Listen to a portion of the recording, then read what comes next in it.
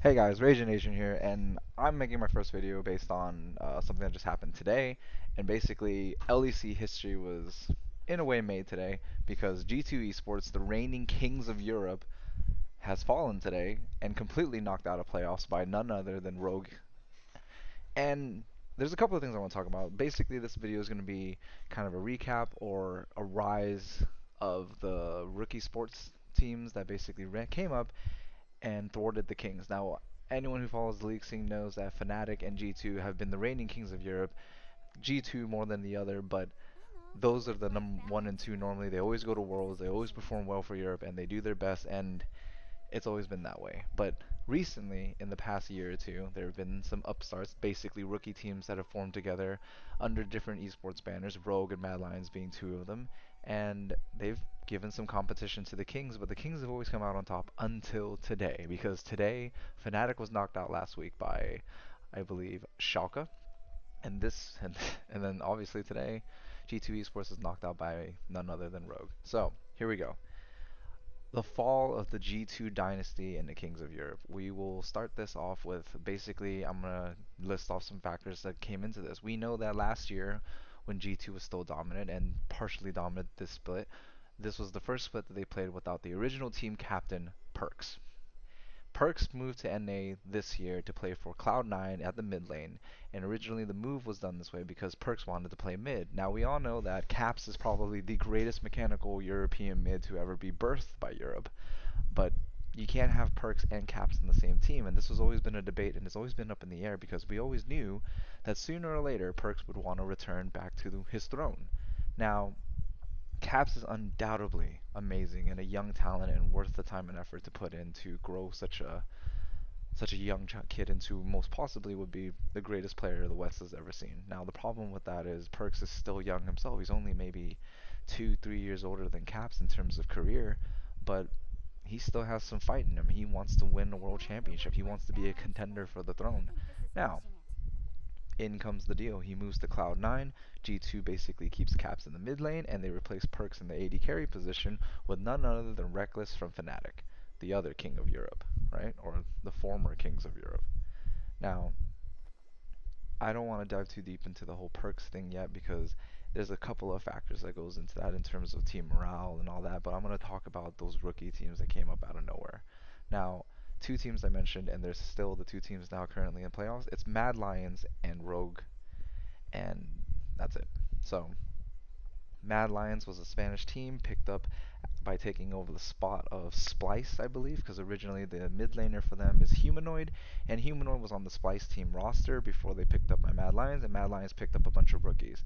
Now, Humanoid himself isn't much of a veteran. He's actually been in the mid lane for, I think this is, I believe, his third year playing mid in pro scene. Not much time under his belt, but even at his first year, he's proven himself to be a very formidable mid, and Europe is just known for breeding mid lane talent. Now, here's the thing. Humanoid, young talent on the Splice roster, showed his stuff, but wasn't able to more or less make it through the rounds, the playoffs when he was still on the Splice Gaming roster, and that's it's not on his fault. He's a rookie, right? And rookies to me aren't just 1 year kids inside of you spend 1 year inside of the scene and then your rookie year is over. I think when it comes to like a budding sport like esports and League of Legends in general, you're gonna need to spend more than just a year, maybe 2 years as a rookie. I would put that in before you actually become like a veteran of the scene, because 1 to 2 years in terms of gaming really isn't that long, right? And I guess it doesn't really follow the traditional means of sports, but honestly, like we aren't exactly a traditional sport, right? So back to that. So Humanoid's on his third year. Karzi's in the AD carry position. I believe they replaced their jungler and their top laner this year with two budding talents inside of the Turkish region. Now, when I say budding talents, these guys actually played in the pro scene in Turkey, and like Turkey's not exactly, it's the developing region. It's not a major region, but it's still better than all the other regions that are out there. So these guys that got picked up aren't exactly new. Now, Mad Lions the year before this was literally consisted fully of rookies. We had, I believe, Arome in the top lane. Jungle, we had Shadow. Mid lane, still Humanoid. Karzi in the bot lane, along with his support, Kaiser. Now, the five of them made it to playoffs, and they were, I believe, uh, number 4 or rank 4 before the split ended last year. Now, again, really good for a rookie team. Like, you don't really expect a team full of rookies to make it that far, but they did. And they even made it to Worlds, I believe. But their Worlds appearance wasn't. It was pretty lackluster, honestly. It wasn't. They really didn't bring much to the table, and it just wasn't the level of spice we expected. And that's because last year we had the pandemic, right? Everyone went LAN instead of being, in person in front of an audience, and there are just some people who do really well on LAN instead of in front of a whole entire crowd. And Mad Lions, they're a bunch of kids. Being in a stadium full of people screaming and shouting and all that tension and stress and hype and nerves, it gets to you, especially when you're at a young age. So Mad Lions falling out of Worlds wasn't exactly unexpected, for me personally. I thought that was going to happen, but it did. And when they came in this year and replaced two of them and kept Karzi and Kaiser, it wasn't like the Shadow replacement in the jungle was a little unexpected because Shadow was pretty good in his role. He did well for the team. He worked well with everyone on it, and he did a serviceable job, and at times even carried the game. So replacing Shadow when he showed so much promise was a little out of the left field, but definitely paid off, right? Because now that they replace a Roaming and Shadow, they're in the finals, waiting for Rogue to show up there. And next week we're gonna find out who wins the LEC for the first time over Fnatic or G2 since they're gone. Now, Mad Lions, that's them, right? A couple of rookies growing up out of nowhere, showing up and taking the throne for themselves, or finally taking the thrones for themselves, right? But they're not the only ones. Rogue Esports is a new organization. It's only been inside of the LEC for the last year or so. And then again, just like them, they were a bunch of rookies. We had Larson in the mid lane. We got Inspired in the jungle. Top laner this year is Otoame, a longtime veteran of the scene. He's been in H2K for the longest time. He bounced around from team to team to team, but unbelievably known as a great solid rock of a player in the top lane. So picking him up along with four other youngsters is not that bad. And I say youngsters, but Han Sama in the bot lane is an 80k that's been around for years. He's no longer a rookie. He hasn't been a rookie for at least 2 years, but he's still young. Not exactly an old man yet. We got Han Sama, and then in the support lane we got Trimby, which they picked up. I don't remember where they picked up Trimby. I believe they picked him up out of one of the EU Master teams, which is basically the academy teams for every single team that's inside the LEC, and they play inside of different leagues around Europe. Like there's a French league, a Spanish league, there's a league in just pretty much everywhere. There's one in Poland. They're pretty much everywhere. I don't know where Trimby comes from exactly, but I know they picked them up out of there. So we got these five people along with Larson, and Larson last year was known as a mid lane phenom. He has this very familiar style of picking a lot of control mages and more or less controlling his lane really well, playing mechanically perfect in many people's eyes, and then transferring that advantage usually to the team fights and helping his team more or less carry and do the damage needed to win the team fights. Now that's every mid laner's job, but Larson is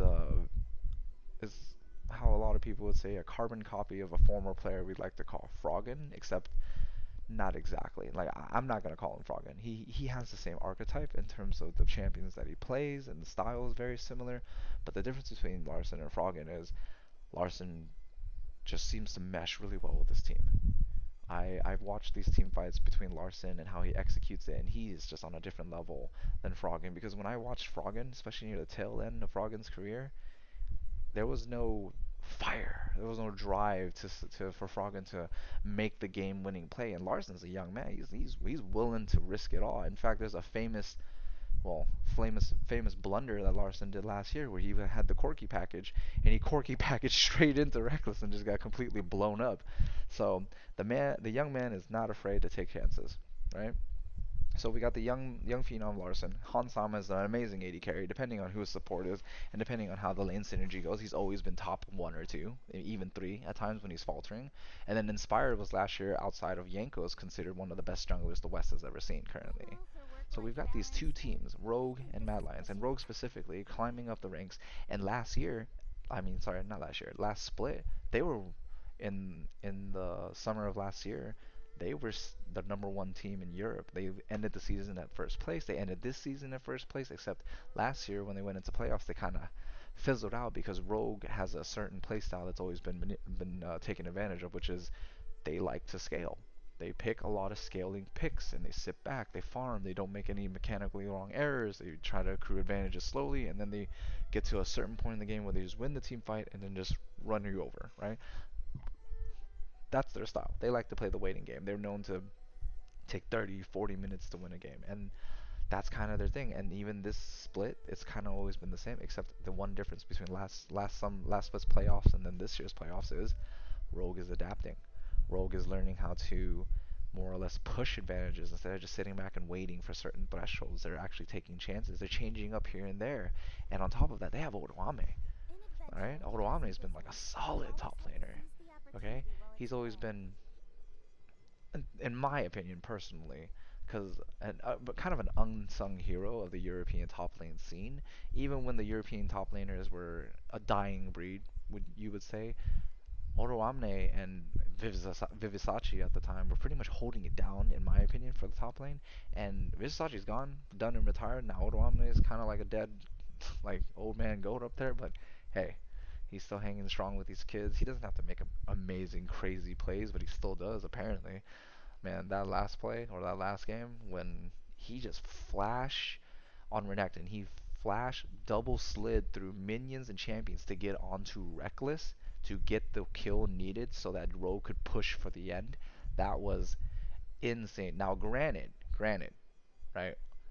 Larson landed an amazing shockwave that caught Reckless on the tail end of it and pulled him in to get Odo Omni on him.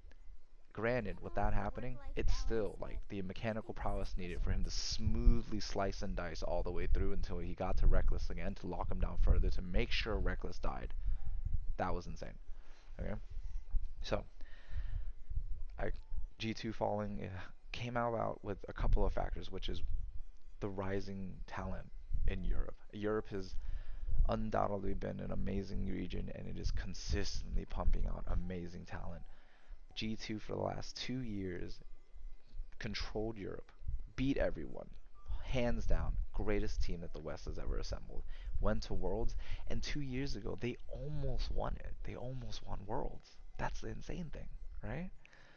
Now you would think like a team with such history and such clout, basically, you would think that they would continue doing the same, but it's just not that. They're missing one key factor that made them a dominant force. They're missing Perks, right? Perks, their team captain, the first person signed onto the G2 roster by the original owner, Ocelot, the Wonder Boy. Like Ocelot's basically like brainchild in many ways, right? Was Perks, and Perks through the through his aura, through his natural charisma in the game, lured. No, lured isn't the right word. More like enticed many players to play around him, right? There was something about him that made Yankos want to come over to the team. Wonder came over to the team because when the original G2 roster with Sven and Mithy in the bot lane, Perks in the mid lane, jungle was Trick, and then top lane was, man, they had a revolving door of a top laner, but eventually they settled on ooh, can't remember who they settled on. I believe it was a couple of changes at first, because originally it was Kikis, and then Kikis got kicked out for a Korean top laner, and then that Korean top laner left. I believe it was Wonder, actually. Even, huh, I believe so. Hold on. Let me pull this out a little second here. G2 Esports. I believe it was Kikis, but I could be wrong. I could be wrong. Give me a second here. Let's look at it. Oh, the roster. Wonder Yanko's former.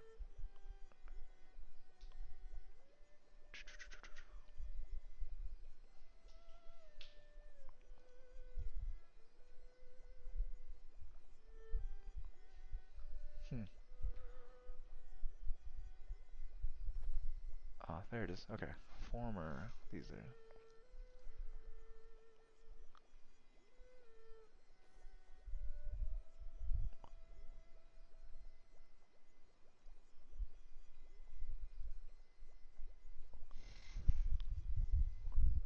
Expect, yeah, see, expect, Kikis. So it was Kikis into expect into wonder. Okay, so wonder did take over after expect. See, In I know I was adventuring, losing as my in mind. business, you Okay, always have to seize the opportunity while so it's there. as you saw on the roster, Perks has always been there, and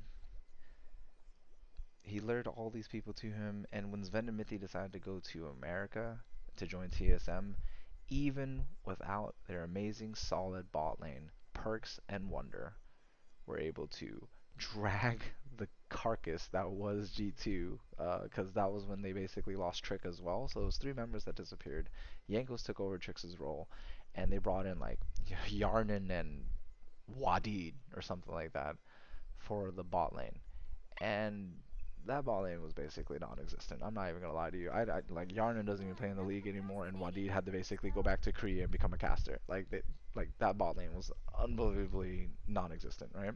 And yet that was the same team with Wonder, Yankos, Pjarks, Yarnin, and Wadid that knocked out RNG during that year, where RNG was basically unstoppable, which hurts my heart a little bit because RNG was my team, my boy Uzi. He was robbed of a title that year, and fuck you, Perks. Is all I have to say.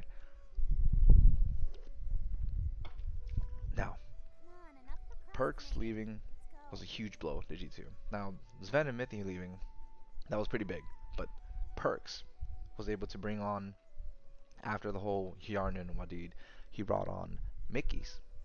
Stole Caps. I mean, I wouldn't say steal, but basically Caps left Fnatic to join G2 to become their mid laner. Perks move like lane swaps into the AD carry role, brings on Mickey, and all of a sudden they become the most dominant team in Europe from there. And then he leads them as their team captain from the bot lane to a world championship and almost wins it. Comes back after the world championship, lane swaps with Caps again. Right now, Caps is the AD carry. Perks is back in mid. In adventuring, as in Sweeps the whole business, you series, always have to seize the basically the whole opportunity season while that it's year, there. and then has to lane swap in because Caps doesn't want to be the AD carry. Perks goes, bites the bullet, becomes the AD carry again, and they make it back to Worlds and almost get there. Okay, granted, that year, Dom1 Gaming, unbelievably dominant. There was nothing else I can say. Dom1 Gaming was just the most dominant team I'd ever seen that year, and it is no shame that G2 lost to them. Now, Perks deciding to leave, you lose your captain. You lose the team atmosphere that he generates, and along with the aura that carried around with him. Okay, he took it to Cloud9, and it's become undoubtedly clear after this playoffs performance that G2 is just not the same team. It doesn't matter if the branding is the same. It doesn't matter In if adventuring, as four in members are business, still you there. always have to seize Okay, the opportunity while like it's Caps there. was the heart and soul. Sorry, not Caps. Perks was the heart and soul of G2, and he left. Okay, and people are like, oh, he's just a player. No, no, no, no, no. He's more than just a player. Perks had there's something about that man, something about an aura he brings, something about just having him in the team that brings out the best of his teammates. And it it's clear. I mean, I watched that game between G2 and Rogue.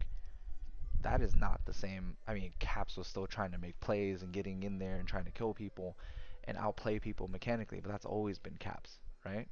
But there was something wrong, or it felt like something was wrong with Mickey, Giancos, and Wonder. They just were not playing to the best of their ability. Like, I mean, they're playing well, but I don't know. There's just something missing from the team, and all I can say is that it has to be that what they're missing is Perks. Like, the man brought fluidity, great communication, shot calling, aura, the game making decision. Like, when I say shot calling, guys, I've seen this too currently in the current iteration of Cloud9, where Cloud9 could be like either even or slightly behind, and all of a sudden Perks makes these calls or something and just brings the team back into the game, and then they win it off of a play. Okay, like there is something about this man and the way he looks at the game, the way he analyzes it, that he just knows the right call at the right time to bring a team back into it.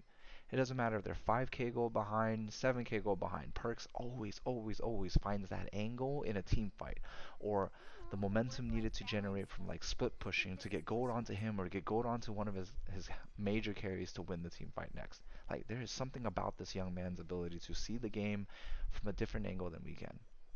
And when G2 lost that, they lost a major edge or a major weapon in their arsenal, right? Like yeah, they still got caps. They still got Wonder mechanically amazing. I mean, granted, maybe this year he should have stopped playing WoW too much at night and started practicing a little bit harder maybe. Um, and yeah, you bring in Reckless, who's like a solid AD carry, but like Reckless has his own like he's got his own way of playing the game. He's not Perks. He's not gonna replace the man. Okay, G2, like I don't know if anyone's gonna hear this, but like honestly, G2, look, you lost your heart and soul. You lost an amazing piece, and I feel bad for you guys because you have amazing players. You have a roster that is completely stacked. Like I'm talking stacked, right? You guys should easily be winning LEC and just practicing for Worlds at this point, but you're not. You don't get to go to MSI this year. You're gonna sit back and watch some other team go to MSI. And I know Reckless, and I don't know Reckless personally, but I know what Reckless and Caps feel like, and I know what it feels like as a competitor to sit back and watch something that should have been yours taken away and watch someone else play in your stead. In It adventuring, is as in business, you unbearable. always have to So seize the opportunity while it's I there. feel bad for you guys, and I only wanted to talk about this because it did just happen, and in my opinion, it's breaking news in terms of like history for Europe, because for the first time in so long, since actually it's the first time that a team has been crowned champion of the European scene other than Fnatic, G2, like all the way back. It was when Froggen was still in the league and he managed to win a split on team. God, I don't even remember the team that In he made because adventuring, as in it business, wasn't you Elements. It always was the have one to seize before the Elements. It was opportunity while it's Alliance. there. Yeah, that's how far away it was. How far ago it was. I don't think we've crowned a new champion since season 4 of actual EU LCS, I believe. Now, don't quote me on that. I could be wrong, but yeah, that's how long ago it was before a different name was said before outside of Fnatic and G2. All right. Well, that's it for the video, guys. I'm glad any of you guys watching, hit the like button if you like what you're seeing. Definitely hit subscribe because I'm going to be hitting up with different videos across different kinds of genres just because I can. And remember, I'm just the Ragin Asian. I could be angry here. I could be talking crazily here and there. Remember, it's just hot takes left and right. And I'll see you guys again next time.